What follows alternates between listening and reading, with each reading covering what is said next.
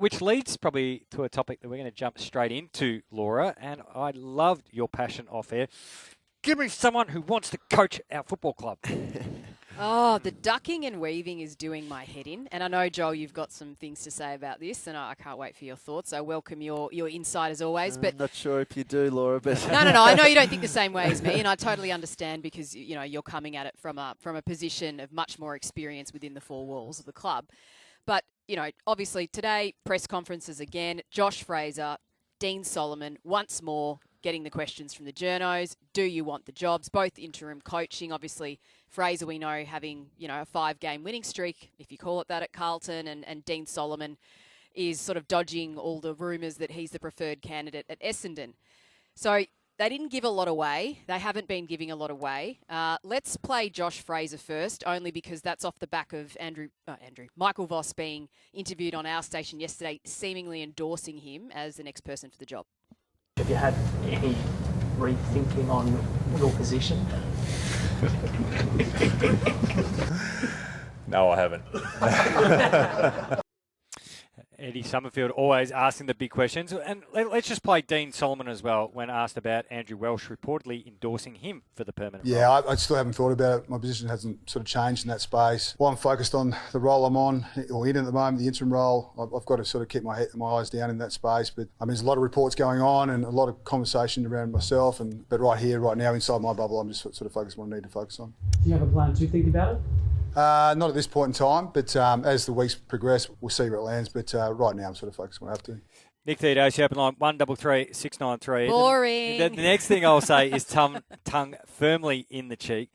We can clearly establish the worst people on this entire universe at multitasking are AFL senior coaches. So Yeah. they can't be an interim coach and even consider being a senior coach. The other thing is, hey, I didn't see that reportable offence. While I was watching the whole entire game, I completely missed the biggest moment in the game. Haven't been able to see that. I can't consider this player coming to our club because I haven't given it any thought. Oh, we know they're clearly patting him away, but we just established senior coaches aren't good at multitasking. I just think with this, you know, and I'm thinking about us talking to James Kelly last week, who has been very vocal in his aspirations to be a senior coach. Obviously, we know he went for the Melbourne job, didn't get it. But the conversation we had last week was so refreshing because he was open in saying, this is what I want, I'm going to go after it. And I'm like, why aren't more people doing this? Like, why, if they have aspirations to do it? And surely, if you've been put in an interim job, at some point there's been a conversation about whether or not you see yourself in that role at the top. Why aren't they just saying, if it comes my way, I'd love it. I'll lead your club. Like, give people the confidence like James Hird did, which is why so many people have gotten behind him. Yep. Not that he's going to get it, but it's just more, tell me you're going to own the job and that you want it. Now, look, I get James Kelly's not in a current interim role, so he can probably speak with a bit more freedom. But I do agree with you that you can say almost the same things, but using different words gives you a different context, clearly. But it still has the same point. But that's why I spoke about this a couple of weeks ago when the James Hird stuff was really fresh. And this is not a support of Hird or anybody else, but everyone was really quick to highlight his flaws. So, all right, we established his flaws. He hasn't coached, at AFL level for a while, even been assistant coach at GWS. He's only coaching at Port Melbourne. So everyone was quick to highlight all that. But then we had some very experienced senior coaches go, I don't want to be in it if Hird's in it. I don't want to be seen to be part of it. Like, for me, that puts a line through you. If you cannot go, bring it. But bring James Hird, bring Dean Solomon, bring James Kelly, bring them up, because I want to lead Essendon, I want to lead Carlton, I want to lead Tasmania or whatever vacancies out there. That's just my thinking and approach that I'd want to see from a coach or potential coaching candidate. Bring your best, because my philosophy is strong, and I'm going to take a football club to a premiership. That's just the way I think, Joel. Well, is that all that we're hearing? Or the conversation's just different behind doors. Is Tim Roberts and Graham Wright, they're obviously having conversations with those people, Hinkley and Longmire, and they are happening. It's just what they probably want played out aloud. Yeah, but you got to sell members and supporter base and fans. And I agree with you. But I reckon if you ask the question, and I reckon the point you make, they're probably saying completely different things on phones or catch-ups. But Because I'm not thinking Chris Davies and Graham Wright are going to go, we prefer this guy because our members will get behind him. No. The point I'm making and using the Essendon example is, no, you can put Hurd in the process. I'm going to back myself in the process. Yeah, why can't you say, if you're Josh Fraser, I'm good enough, I'll wait to see what happens in the process. Yeah, Whereas he said, I'm not ready. And I've said it before on this radio station. I think that's going to come back to bite him. I know, Joel, you sort of said you don't think that kind of thing will make a difference with the decision at the end of the day, whether there's a guy that said publicly he's ready or not. I don't think so. I literally think that it was a bit of a throwaway line at the time. I think that he's probably has surprised himself now with where this group's gone and how he's been able to wrangle them together and doing a great job in saying that.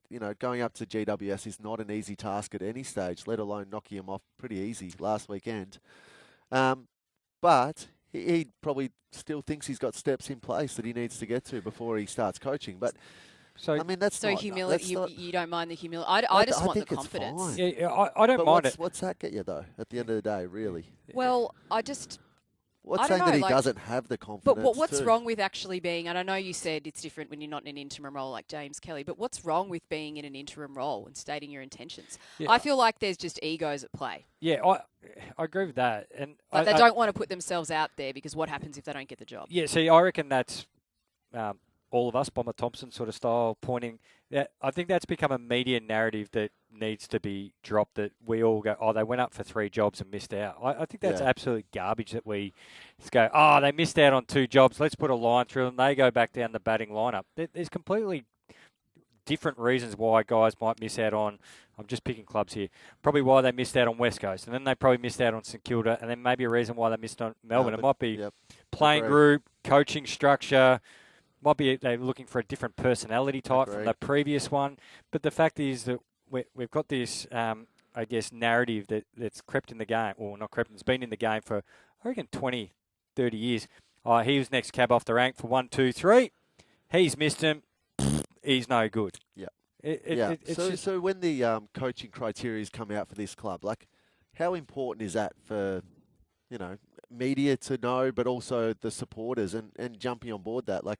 At the end of the day, decisions are really just going to be amongst 3 people in the room in saying that. For Carlton, for Essendon, we don't know who that is just as of yet, I believe. So I don't think it's going to make much of an impact. Yeah, and just further to the point I made, coaches are allowed to get better too. So just because they went for the first one and missed, they probably learn a little bit about themselves. Hey, I might need to tighten up my area in here. So they go away. They might have swapped a club, or they might have got a different responsibility. Yep, all right, I've found something else.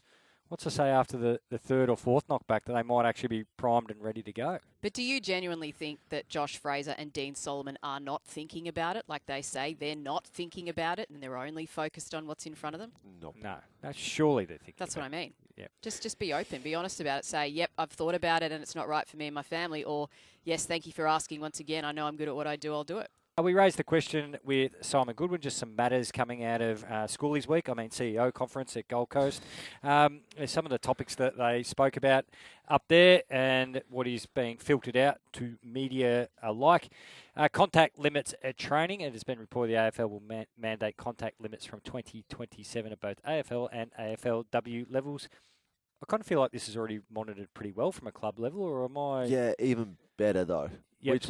Which is not a bad thing. To be honest, they're just going to have drills that are going to be, from what I can understand, rated from 0 through to 6, and you can do so many minutes throughout the week in certain periods. So stricter compliance around it. The clubs have to book it in. And doctors have to be across it too. Right. So that is stricter. So sending through training plans to someone at AFL, almost like a salary cap. I need to get more across that, but yep. Right. So I mean. It's a big ask, and that's a lot of extra work, isn't it? Just from an admin side of things, not necessarily. By the time that they get the system up and running, it probably won't take too long to do because training is well sort of put together throughout early parts of the week. But there's obviously weeks where you would like to probably fit in more off the back of maybe a performance in that. It would just have a stricter mandate on it. So things like grappling and wrestling. Which is done for tackling practice. Is that going by the way of the dodo bird, or will you be restricted to you get 40 minutes max with the group to do that. Is that where we're heading? Yeah, I guess that would be all part of that. So this is all part of the, protection measures, but do you think it would make a difference? Yep.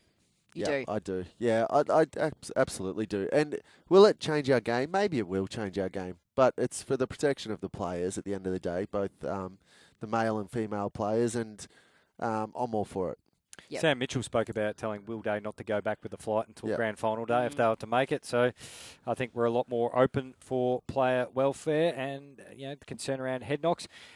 Earlier this week as well, while we've got you rolling, Joel and Laura, of course, earlier this week it was announced the AFL has given clubs a stern warning that criticism towards umpire calls or the MRO and tribunal will result in heavy penalties.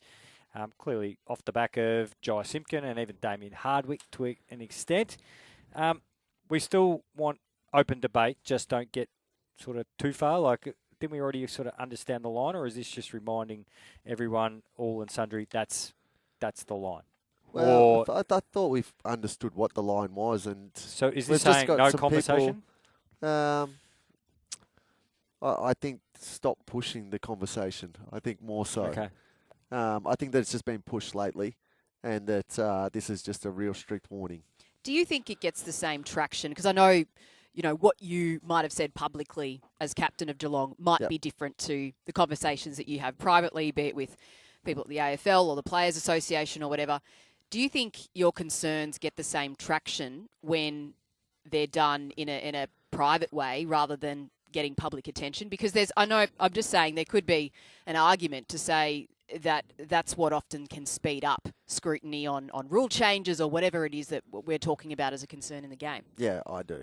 I do. As simple as that. I do think that, the respect that you show to those that are in those positions, that can speed up the process. Can I offer one example?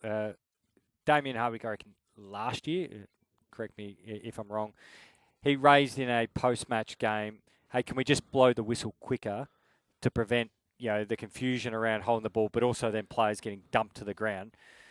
Would that be in breach of the new please don't talk about umpiring, or is that worthy of a discussion and debate to be had outwardly for the broader football public? I think that we've seen anyway that they've all sort of opened their arms to understand what sort of football league that Greg Swan wants to run, and it's an open phone and it's always on. So I think the AFL are asking just have a conversation first before we get to make a decision on it. So the expectations I think that people have had on the MRO and the tribunal maybe having a bit more of a drastic overhaul since Greg Swan came in and said he'd be looking at changing it.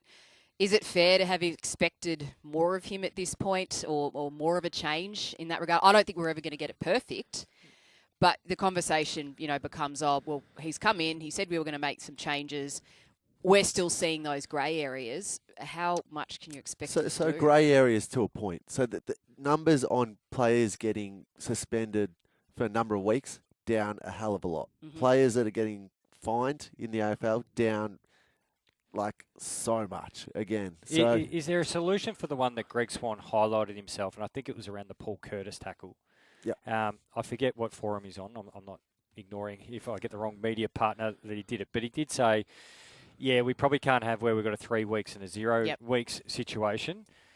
Are we any closer to a real solution on that? Because the fact that he's the grand poobah of football, he can ultimately make those changes. Yeah, you would have to ask him to I'm But guessing is there a solution though? Like without because you still want the deterrent there to be 3 weeks. Yeah. I think that there is, but that takes the rules to be rewritten a little bit. So when we get to the end of the year and people go, we've had rule changes, some of them are only like really small tweaks, interpretations exactly. of a rule. Yep. Yeah.